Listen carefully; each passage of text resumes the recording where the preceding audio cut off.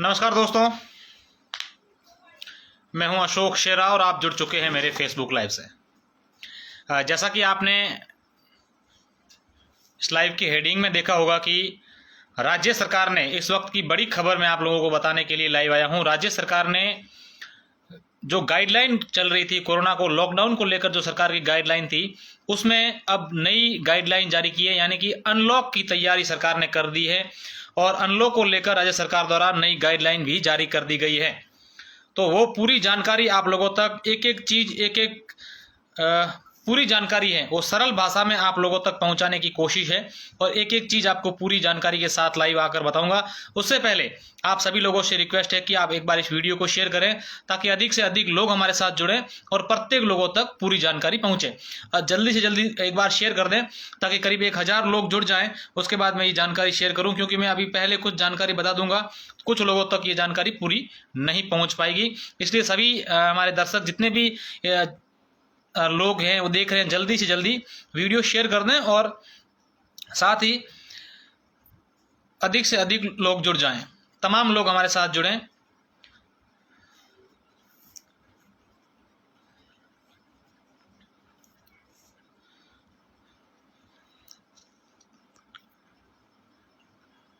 देखिए, सरकार ने 24 मई को एक गाइडलाइन जारी की थी जिसमें 8 जून तक त्रिस्तरीय लॉकडाउन लगाने के आदेश थे, लेकिन उसमें यह भी था कि अगर कोरोना का संक्रमण कम पड़ता है तो 1 तारीख से कुछ राहत दी जा सकती है, लेकिन ये राहत अब 2 तारीख से मिलेगी।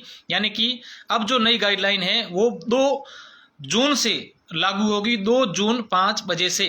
अब मैं आपको बताना शुरू करूंगा। करीब 700 मित्र हमारे जुड़ चुके हैं। एक बार इस वीडियो को शेयर कर दें जितने भी दर्शक हैं, और आपके लिए पूरी जानकारी एकदम सरल भाषा में आप लोगों को समझ आए ऐसी जानकारी मैं आप लोगों को देने वाला हूं। पूरी जानकारी और पूरी गाइडलाइन एक एक पॉइंट आप लोगों तक पहुंचाने वाला हूं पूरी जानकारी के साथ। और जल्दी से जल्दी एक बार वीडियो शेयर कर दें ताकि अधिक लोग अगर जुड़ जाएं तो उसके बाद मैं शुरू करता हूं। देखिए, राज्य सरकार ने जो अभी गाइडलाइन जारी की है उसमें यह बताया है कि त्रिस्तरीय जन अनुशासन लॉकडाउन दिशा निर्देश जारी किए गए थे 23/5 की रात को, जो 24 तारीख से लागू हुए थे। और उसमें यह था कि अगर कोरोना का संक्रमण धीरे धीरे उसमें गिरावट आती है तो इसमें कुछ राहत दी जा सकती है। इसको लेकर सरकार का कहना है कि संक्रमण पूरी तरह से खत्म नहीं हुआ है, अतः हमें अभी भी पूरी सावधानी और सजग रहने की आवश्यकता है। कोरोना प्रोटोकॉल की पालना सुनिश्चित करते हुए तथा यदि आगे भी कोरोना संक्रमण की लगातार कमी आ जाएगी तो ऐसी स्थिति में क्रमवार भीड़ भाड़ पर नियंत्रण रखते हुए बाजारों, व्यावसायिक प्रतिष्ठानों एवं अति गतिविधियों को कोविड अनुशासन की अनुपालना करते हुए खोले जाने की जमीनी स्तर पर जन भागीदारी आवश्यक है। देखिए, सरकार का कहना है कि अगर आगे भी अब जो 2 तारीख से नई गाइडलाइन लागू होगी और उसके बाद भी अगर कोरोना का संक्रमण धीरे धीरे कम होता है तो और भी छूट दी जा सकती है। अब देखिए, ये जो नई गाइडलाइन जारी होगी ये कहाँ कहाँ पर लागू होगी, पहले मैं आपको ये बता दूं। ये पूरे राजस्थान में या आप अपन सोचा कि हर जगह ये गाइडलाइन जारी होगी, ऐसी जरूरी नहीं है। ये कहाँ कहाँ लागू होगी ये मैं आपको सबसे पहले बताना चाहूंगा। जहां पर कोरोना संक्रमण की पॉजिटिविटी रेट है, यानी कि संक्रमण दर है वो 10% या उससे जहां कम है, तो सुखद बात अपने बाड़मेर के लिए ये है कि बाड़मेर में आज कोरोना की जो पॉजिटिविटी रेट थी या संक्रमण दर थी वो 5% ही थी और पिछले कुछ दिनों से लगभग 5 और 10 के बीच में आ रही है। यानी कि अपन बाड़मेर जिला इसके अंदर ये जो गाइडलाइन है, इस गाइडलाइन जो अनलॉक की गाइडलाइन है इसमें बाड़मेर जिला शामिल है, जहां पॉजिटिविटी रेट 10% से कम या 10% या उससे कम होगी, वहां पर ये गाइडलाइन जारी होगी।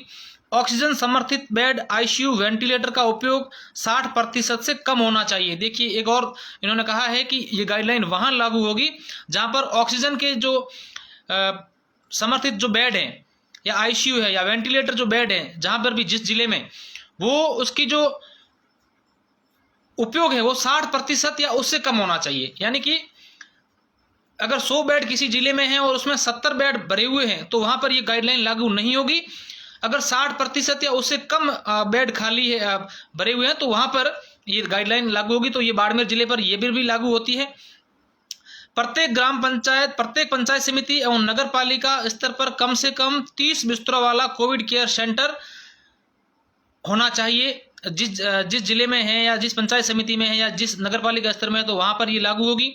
प्रत्येक कोविड पॉजिटिव व्यक्ति को संस्थागत क्वारंटाइन अथवा माइक्रो कंटेनमेंट जोन में होम क्वारंटाइन रखा जाना सुनिश्चित हो गया। जो भी कोरोना पॉजिटिव मरीज हैं वो या तो संस्थागत क्वारंटाइन होने चाहिए उस स्थान पर, या फिर वो पूरे नियम और गाइडलाइन के साथ अपने घरों में क्वारंटाइन होने चाहिए। तो ये सरकार ने कहा है कि अगर ये चीज़ें जहां पर भी लागू होगी वहां ये गाइडलाइन जो आज जारी की है वो प्रभावी होगी 2 जून से। अब देखिए मैं मुख्य चीज़ें आपको बताना चाहूँगा।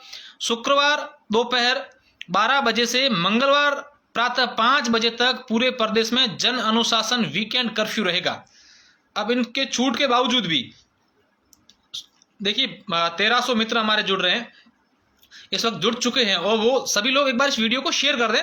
मैं पूरी की पूरी जानकारी आपको एक एक पॉइंट पर और एक एक बिंदु पर पूरी जानकारी आप लोगों के साथ शेयर करने वाला हूं। एक एक चीज, हालांकि लाइव थोड़ा सा ज्यादा चल सकता है क्योंकि पूरी जानकारी सरल भाषा में एक एक बिंदु पर मैं आपको समझाने वाला हूं कि ताकि कंफ्यूजन नहीं रहे कि किस चीज में छूट दी गई है और कौन सी चीजों में छूट दुकानों में नहीं दी गई है, क्या गतिविधियां चल सकती है या नहीं चल सकती है, ये सारी चीजें मैं आपको बताने वाला हूं। देखिए जो 24 तारीख गाइडलाइन आई थी जिसमें शुक्रवार दोपहर 12 बजे से मंगलवार प्रातः 5 बजे तक जो वीकेंड कर्फ्यू था वो तो लागू रहेगा ही। अब इसमें देखिए एक क्या नया बिंदु आया है। जो दुकानें किराना की दुकानें हैं, दूध डेयरी है या अन्य जो दुकानें जिनको छूट थी, आटा चक्की है, वो अब 11 बजे की बजाय 12 बजे तक खुल सकती है, यानी कि 1 घंटे की उसमें छूट मिली है। लॉकडाउन के दौरान अनुमत श्रेणी के अलावा किसी भी स्थान पर 5 या 5 से अधिक व्यक्तियों का एकत्रित होना प्रतिबंधित रहेगा। यानी कि अब किसी भी स्थान पर 5 से अधिक लोग एकत्रित नहीं हो सकते।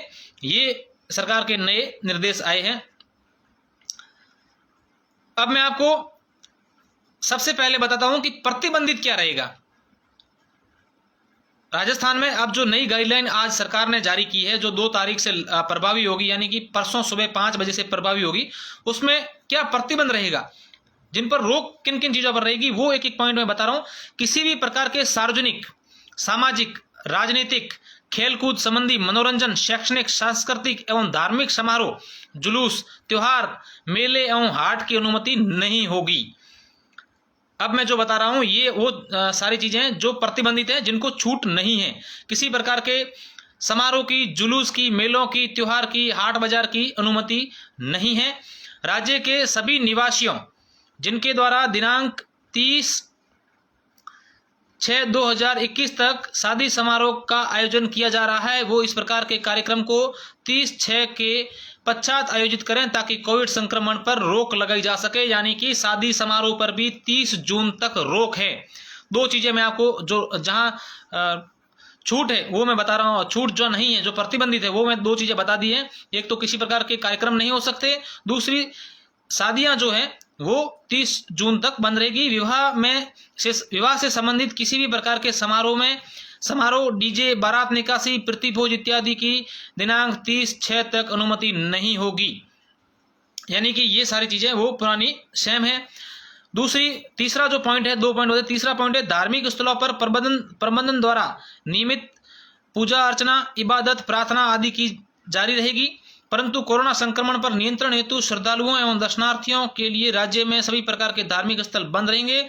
जिन स्थलों पर ऑनलाइन दर्शनों की व्यवस्था है वह जारी रहेगी।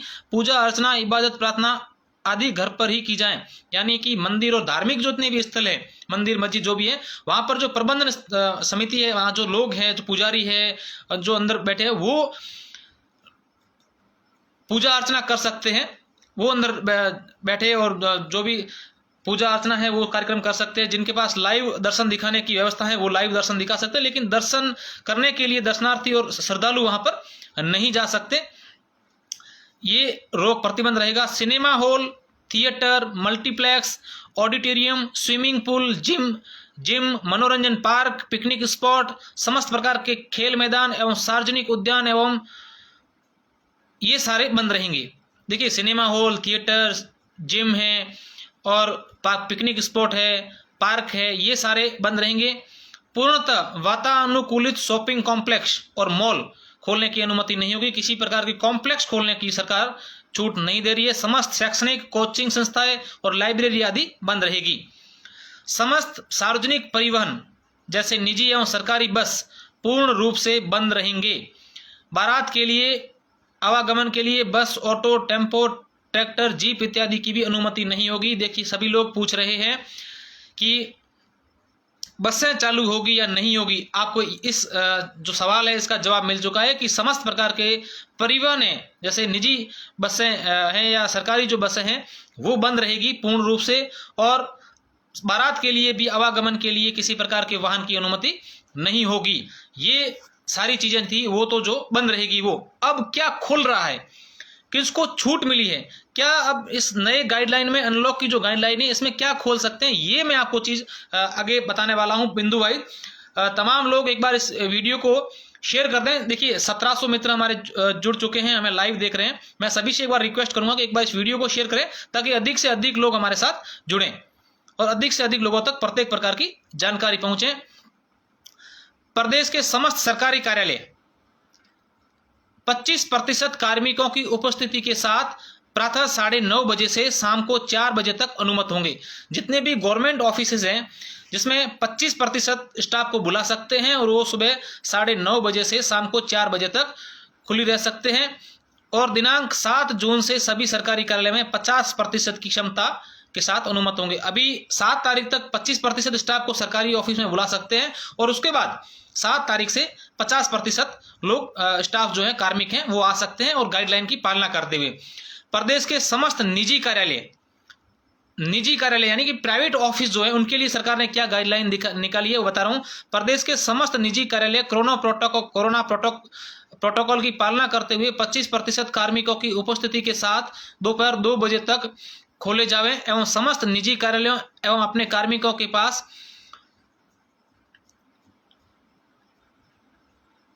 समस्त निजी कार्यालयों द्वारा अपने कार्मिकों के पास सेल्फ जनरेट की जा सकते हैं ताकि कार्मिकों को कार्यालय आवागमन में कार्ड जो हैं वो निजी कार्यालय के, जितने भी निजी कार्यालय हैं उनके जो मालिक है या जो कंपनी के अधिकारी हैं उन द्वारा एक सेल्फ जनरेट एक कार्ड सभी को, कार्मिकों को जारी कर दें ताकि वो ऑफिस आने के लिए उनको कोई परेशानी नहीं हो। यानी कि प्राइवेट ऑफिस जो है वो सोमवार से शुक्रवार तक दोपहर 2 बजे तक खुल सकते हैं, यानी मंगलवार से शुक्रवार तक दोपहर 2 बजे तक खुल सकते हैं प्राइवेट ऑफिस, और उसमें भी 25% ही स्टाफ को बुलाया जा सकता है। सभी चिकित्सालय, निजी चिकित्सालय, लैब एवं उनमें संबंधित कार्मिक जैसे डॉक्टर, नर्सिंग स्टाफ, पैरामेडिकल एवं अन्य चिकित्सा सेवाएं उपयुक्त पहचान पत्र के साथ अनुमत होगी। पशु चिकित्सालय एवं उसमें संबंधित कार्मिक जैसे पशु चिकित्सक स्टाफ, पशु चिकित्सा स्वास्थ्य सेवाएं एवं बीपी लैब में वैक्सीन का उत्पादन एवं मत्स्य विभाग से संबंधित गतिविधियां जैसे एक्वाकल्चर, झींगा पालन इत्यादि से संबंधित कार्मिक उक्त पहचान पत्र के साथ संबंधित होंगे, अनुमत होंगे। यानी कि हॉस्पिटल जितने भी प्रकार के हैं, हॉस्पिटल से जुड़े हुए जितने भी लोग हैं, चाहे पशु चिकित्सालय हो या जो निजी हॉस्पिटल है, लैब है, उन सभी को छूट रहेगी। मैं एक पॉइंट एक पूरी जानकारी के साथ और एक सरल भाषा में समझाने की कोशिश कर रहा हूँ। वीडियो शेयर कर दें ताकि अधिक से अधिक लोग हमारे साथ जुड़ें और सभी लोगों तक प्रत्येक प्रकार की जानकारी पहुंचे। प्रदेश में जिले के अंदर अपने निजी वाहनों से आवागमन मंगलवार से शुक्रवार प्रातः 5 बजे तक और दोपहर 12 बजे से प्रदेश में जिले के अंदर, यानी कि एक जिले से दूसरे जिले में जाने के लिए अपने निजी वाहनों के माध्यम से आप लोग जा सकते हैं। वो कब तक उनको छूट है? मंगलवार से शुक्रवार प्रातः 5 बजे से दोपहर 12 बजे तक अनुमति होगी। यानी कि आप मंगलवार से शुक्रवार तक अपने निजी वाहनों से एक जिले में दूसरे जिले तक जा सकते हैं, वो भी सुबह 5 बजे से दोपहर 12 बजे तक। निजी वाहनों को लेकर सरकार ने छूट दी है। ये एक अच्छी आमजन के लिए निर्णय है, क्योंकि कई लोग एक जगह से दूसरे जगह नहीं जा पा रहे थे, तो इसमें सरकार ने छूट दी है। रेलवे, मेट्रो स्टेशन और एयरपोर्ट से आने जाने वाले व्यक्तियों को यात्रा टिकट दिखाने पर आवागमन की अनुमति होगी। आप रेल से आ रहे हैं, मेट्रो स्टेशन से आ रहे हैं या फिर हवाई जहाज से कहीं यात्रा करके आ रहे हैं और आपको कहीं जाना है, तो आप अगर आपको कोई रुकवाते हैं तो आप टिकट अपना दिखा करके जा सकते हैं। इसको लेकर भी सरकार ने छूट दी है। किसी भी व्यक्ति के द्वारा घर से रेलवे स्टेशन, एयरपोर्ट एवं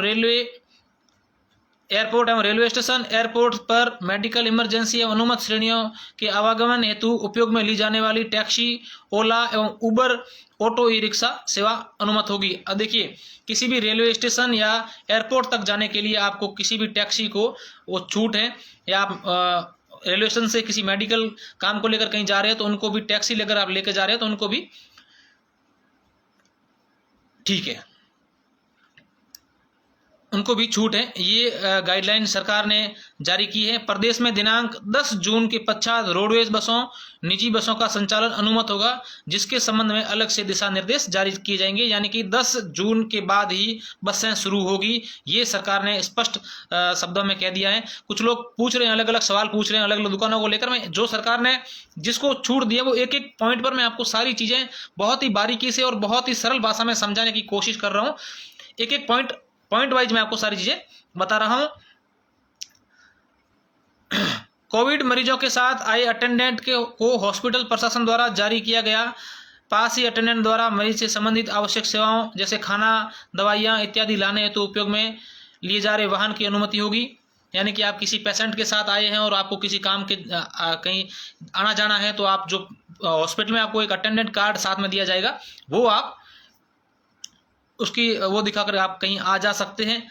अंतर्राज्यीय एवं राज्य के अंदर माल परिवहन करने वाले भार वाहनों के आवागमन, माल की लोडिंग एवं अनलोडिंग तथा उक्त कार्य में नियोजित व्यक्ति, वो पहले वाली सेम गाइडलाइन है कि अगर आप किसी माल परिवहन वाले जो भी वाहन आ जा सकते हैं उनको छूट है।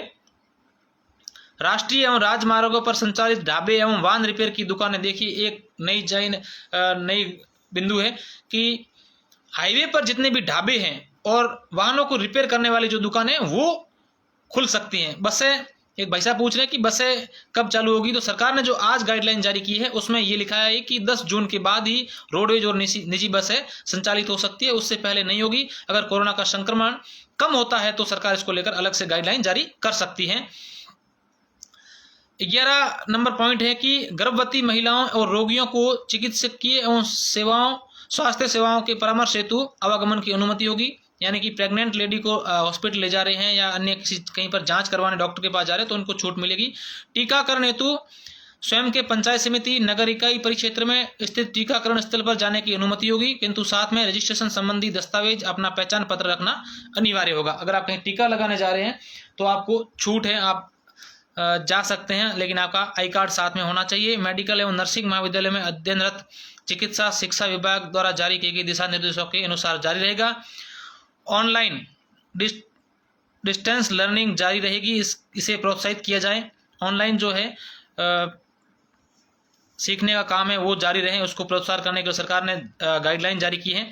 देखिए, समाचार पत्र वितरण हेतु सुबह 4 बजे से 11 बजे तक छूट रहेगी। इलेक्ट्रॉनिक प्रिंट मीडिया के कार्मिकों को परिचय पत्र के साथ आने जाने की पूरी छूट रहेगी।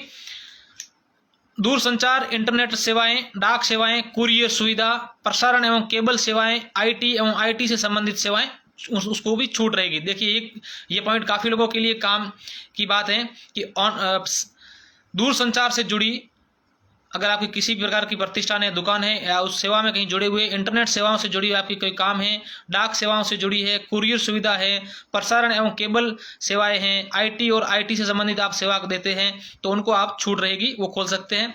मेंटेनेंस सर्विस देने वाले यथा जैसे electrician, plumber, carpenter, motor mechanic, IT service provider आदि के आवागमन पर रोक नहीं होगी। काफ़ी लोग एक ही ये सवाल काफ़ी जने पूछ रहे थे, अगर आप सर्विस प्रोवाइडर है या मेंटेनेंस सर्विस अगर आप देने वाले हैं, जैसे इलेक्ट्रीशियन है, लाइट का काम करने वाले हैं, प्लम्बर है, कारपेंटर है, मोटर मैकेनिक है, आईटी से जुड़े हुए लोग हैं या सर्विस प्रोवाइडर करने वाले जो लोग, प्रोवाइड करवाने वाले जो लोग हैं, उनको सरकार की ओर से छूट है, वो आ जा सकते हैं। ये एक सरकार ने नया अच्छा निर्णय लिया है। काफ़ी लोग इससे परेशान हो रहे थे। देखिए, एक बार इस वीडियो को शेयर कर दें, जितने भी हमारे मित्र जुड़े हुए हैं एक बार इस वीडियो को शेयर कर दें। मैं पूरी जानकारी, एक एक पॉइंट, एक एक चीज़ बहुत ही सरल भाषा में आपको समझाने की कोशिश कर रहा हूँ। और उसके बाद मैं आप लोगों के सवाल भी लूँगा कि आपको क्या चीज़ समझ में नहीं आई है, उसके जवाब भी मैं आपको देने वाला हूँ। ई मित्र आधार केंद्र पर सेवाएं शाम को 4 बजे तक अनुमत रहेगी। ई मित्र और आधार से संबंधित जितनी भी दुकानें हैं वो शाम को 4 बजे तक खोल सकते हैं। एटीएम सेवाएं 24 घंटे अनुमत होगी एवं बैंकिंग, बीमा, माइक्रो फाइनेंस इंस्टीट्यूट की सेवाएं आमजन के लिए दोपहर 2 बजे तक अनुमत रहेगी। जहां तक संभव हो उक्त संस्थाओं द्वारा कम से कम कार्मिकों को कार्यस्थल पर बुलाया जाए और ई बैंकिंग कार्य प्रणाली को प्रोत्साहित करें। फाइनेंस से जुड़े हुए संबंधित है, बैंकिंग से जुड़े हुए ये सारे लोग हैं, इनको छूट है 2 बजे तक। और इन सरकार ने आग्रह भी किया है कि आप इसको लेकर कम से कम स्टाफ को बुलाएं और कम से कम भीड़ करें। सेबी स्टॉक से संबंधित व्यक्तियों को उपयुक्त पहचान पत्र के साथ अनुमति होगी।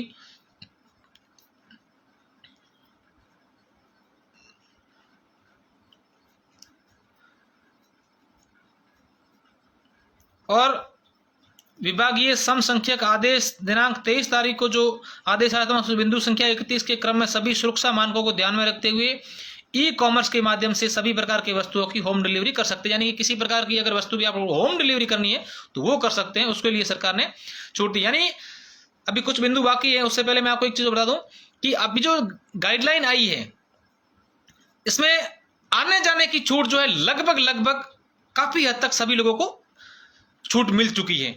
ये अपन निश्चित रूप से कह सकते हैं कि आने जाने की छूट है वो काफी हद तक कई लोगों को मिल चुकी है।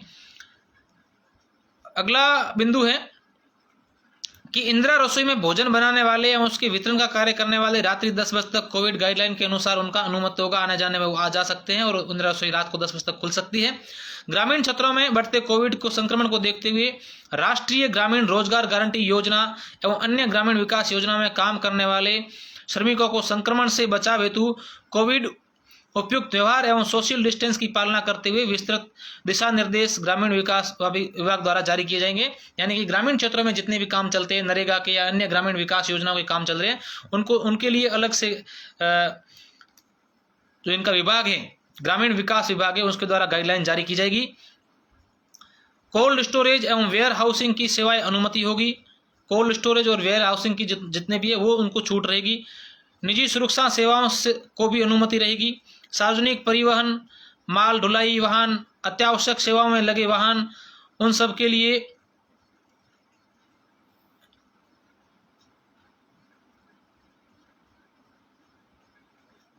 पेट्रोल पंप पर है वो हर समय खुला रहेगा जो इमरजेंसी सेवाओं में जुड़े हुए, और अन्य जो निजी वाहन हैं उनके लिए प्रातः 5 बजे से 2 बजे दोपहर 12 बजे तक पेट्रोल भराया जा सकेगा। एलपीजी वितरण सेवाएं ग्राहकों के लिए अनुमत होगी, उनको कोई पाबंदी नहीं है। समस्त उद्योग एवं निर्माण से संबंधित इकाइयों में कार्य करने वालों को अनुमति होगी ताकि श्रमिक विभाग का पलायन रोका जा सके, उनके लिए अलग से स्पेशल बस का संचालन होना चाहिए। अब दुकानें कौन कौन सी खुल सकती हैं ये मैं बता दूं, उनको टाइम क्या है दुकानों के खुलने की। सभी प्रकार के खाद्य पदार्थ एवं किराने के सामान, आटा चक्की से संबंधित जो दुकानें हैं वो मंगलवार से शुक्रवार तक खुल सकती है सुबह 6 बजे से 11 बजे तक। पशु चारा से संबंधित खुदरा एवं होलसेल की जो दुकानें हैं वो मंगलवार से शुक्रवार सुबह 6 से 11 बजे तक खुल सकती है। कृषि से संबंधित दुकानें मंगलवार से शुक्रवार सुबह 6 से 11 बजे तक खुल सकती है। डेयरी एवं दूध की दुकानें प्रतिदिन खुल सकती हैं सुबह 6 से 11 एवं शाम को 5 से 7। मंडियां, फल सब्जियां एवं फूल मालाएं वो प्रतिदिन सुबह 6 से प्रातः 11 बजे तक खुल सकती है। स्ट्रीट वेंडर, थड़ी ठेले जो सामान को वस्तुओं का विक्रय करते हैं वो प्रतिदिन सुबह 6 से 11 बजे तक खुल सकते हैं। सब्जियां एवं फलों से जो ठेले चलते हैं वो भी प्रतिदिन सुबह 6 से शाम को 5 बजे तक खुल सकते हैं। और अन्य दुकानें एवं व्यावसायिक प्रतिष्ठान है वो मंगलवार से शुक्रवार के लिए सुबह 6 से 11 बजे तक खुल सकते हैं। राशन की दुकान बिना अवकाश के खुलेगी। प्रोसेस्ड फूड, मिठाई एवं मिष्ठान, बेकरी, रेस्टोरेंट एवं होम डिलीवरी की सुविधा रात्रि 10 बजे तक अनुमत होगी। यानी कि जो तो मिठाई की दुकानें हैं या रेस्टोरेंट है, बेकरी की दुकानें, वहाँ पर दुकानें वो खुल सकती हैं, लेकिन वहाँ पर आप भीड़ भाड़ नहीं कर सकते। वहाँ टेक अवे की सुविधा छूट दी है। यानी कि सरकार ने बहुत काफ़ी हद तक जो वो छूट दी है आम जन को। प्रोसेस्ड फूड, मिठाई एवं रेस्टोरेंट होम डिलीवरी की सुविधा रात्रि 10 बजे तक अनुमत होगी। प्रोसेस्ड फूड, मिठाई एवं मिष्ठान, बेकरी, रेस्टोरेंट इत्यादि द्वारा टेक अवे की सुविधा मंगलवार से शुक्रवार प्रातः 6 से प्रातः 11 बजे तक अनुमति होगी। दुकान पर बैठा कर खाने की अनुमति नहीं होगी। दुकानदार यह सुनिश्चित करेगा कि कोई भी व्यक्ति दुकान पर अनावश्यक रूप से भीड़भाड़ नहीं करे। उल्लंघन करने पर दुकान को सील कर दिया जाएगा।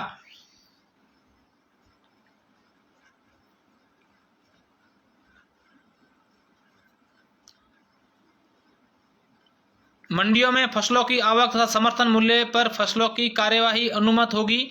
अतः ऐसे केंद्रों पर कोविड उपयुक्त व्यवहार की पालना सुनिश्चित की जाए, किंतु कृषकों को मंडी पहुंचने एवं वापस जाने के अतिरिक्त मंडी परिसर के बाहर आवागमन प्रतिबंध रहेगा। साथ ही कृषकों को मंडी जाते वक्त अपने माल का सत्यापन एवं वापस जाते समय बिक्री के रसीदें एवं बिल का सत्यापन कराना होगा। जितने भी किसान हैं उनको काफी राहत मिली है। नाश्ता खुलेगा, बिल्कुल नाश्ते की दुकानों को छूट होगी, लेकिन वहां पर आप नहीं खा सकते, आप वहां से ले जा करके कहीं और खा सकते हैं। बाजारों एवं व्यावसायिक प्रतिष्ठानों को खोले जाने के लिए समस्त जिला कलेक्टर अपने अपने जिले में व्यापारिक संगठनों एवं स्थानीय लोगों के सम्मिलित करते हुए जन अनुशासन कमेटी में विचार विमर्श कर वैकल्पिक व्यवस्था डीकंजक्शन प्लान तैयार करेंगे। देखिए बहुत अच्छा जो सरकार का जो नई गाइडलाइन है कि जितनी भी दुकानें व्यापारिक संगठन है, जैसे कपड़े की दुकानें होगी, अन्य प्रकार इलेक्ट्रॉनिक जो भी दुकानें हैं, वेल्डिंग की दुकानें, जो भी दुकानें, उसको लेकर जिला कलेक्टर को एक अलग से उनकी लोगों की एक जन अनुशासन कमेटी बनानी होगी और उसके ऊपर विचार विमर्श कर एक अलग से व्यवस्था प्लान तैयार करना होगा और उसके पश्चात दुकानें खुल सकती है। ऐसे बाजार जहां बड़े बड़े कॉम्प्लेक्स है जो कि वातानुकूलित नहीं है, उनमें स्थित दुकानें अथवा व्यावसायिक प्रतिष्ठान भवन मंजिलों के अनुसार खुले रहेंगे। जैसे मंगलवार एवं गुरुवार को बेसमेंट एवं प्रथम फ्लोर की दुकानें एवं बुधवार को शुक्रवार को ग्राउंड फ्लोर की एवं द्वितीय फ्लोर पर स्थित दुकानें को छोड़कर एक एक दुकान खोली जा सकेगी।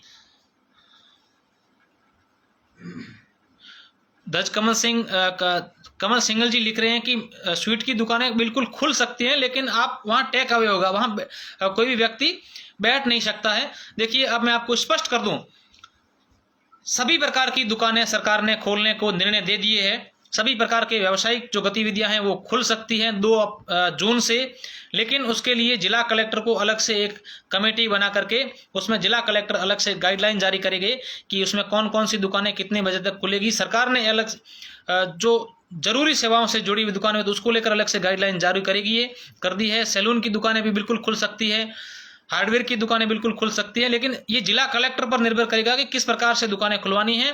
ये जो नई गाइडलाइन है, बिल्कुल सुनार की दुकानें खुल सकती हैं, सिलाई की दुकानें बिल्कुल खुल सकती हैं, स्कूल अभी नहीं खुलेगी और बसें हैं वो भी बंद रहेगी। पानी पूरी का गाड़ा चौराहे पर आएगा या नहीं, बिल्कुल उनको छूट दे दी गई है, लेकिन उसके लिए समय निर्धारित किया गया है। आप पूरा वीडियो अगर आप मेरा जो मैंने लाइव किया है ये आप देखेंगे तो आपको पूरी चीज़ सारी चीज़ समझ में आ जाएगी। स्टेशनरी की दुकानें बिल्कुल खुली रहेगी, लेकिन ये जिला कलेक्टर पर निर्भर करेगा। जिला कलेक्टर एक अलग से कमेटी बनाएगा और उसके दौरान वो निर्णय लेंगे कि कौन सी दुकानें कितने बजे तक और कब तक खुलेगी। मोबाइल की दुकानें बिल्कुल खुल सकती हैं, ये 2 तारीख से लागू हुआ, कल से नहीं।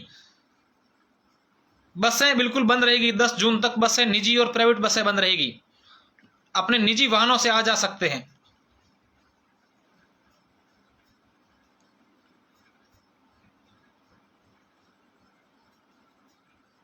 बाइक शोरूम बिल्कुल खुलेंगी, जूते की दुकानें भी बिल्कुल खुलेगी, सैलून भी खुलेंगे, कोचिंग नहीं खुलेंगे, कॉलेज भी नहीं खुलेंगे, इलेक्ट्रिकल शॉप बिल्कुल खुलेगी। दुकानों का समय ये मंगलवार से शुक्रवार तक ही खुलेगी, वो भी सुबह 6 से 11 बजे तक। बस दुकानें खुलेगी, लेकिन मंगलवार से शुक्रवार तक सुबह 6 से 11 बजे तक।